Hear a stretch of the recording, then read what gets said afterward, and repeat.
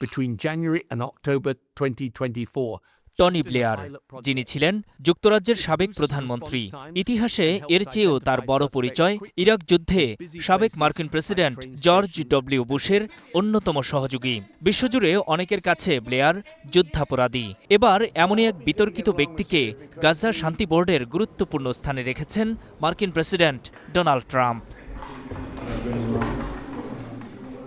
এ বোর্ডের নির্বাহী সদস্য হিসেবে ব্লেয়ারের সঙ্গে রয়েছেন ট্রাম্পের জামাতা জ্যারেড কুশনার, মার্কিন পররাষ্ট্রমন্ত্রী মার্কো রুবিও ও ট্রাম্পের বিশেষ দূত স্টিভ উইটকফ। এছাড়া রয়েছেন ধনকুবের মার্ক রোওয়ান, ওয়ার্ল্ড ব্যাংক গ্রুপের প্রধান অজয় বাঙ্গা, মার্কিন রাজনৈতিক উপদেষ্টা রবার্ট গ্যাব্রিয়েল, জাতিসংঘের সাবেক মধ্যপ্রাচ্য বিষয়ক দূত নিকোলাই প্লাদেন গাজায় হাই রিপ্রেজেন্টেটিভ হিসেবে দায়িত্ব পালন করবেন।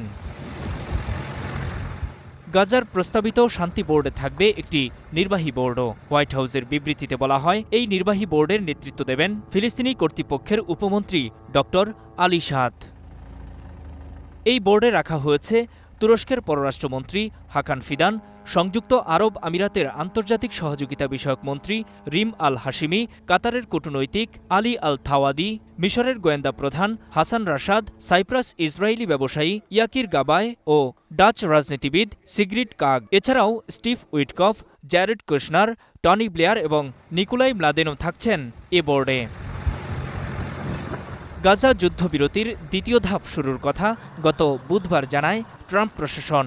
এর দুদিনের মাথায় বোর্ড গঠন করল হোয়াইট হাউস। নূর মোহাম্মদ, স্টার নিউজ।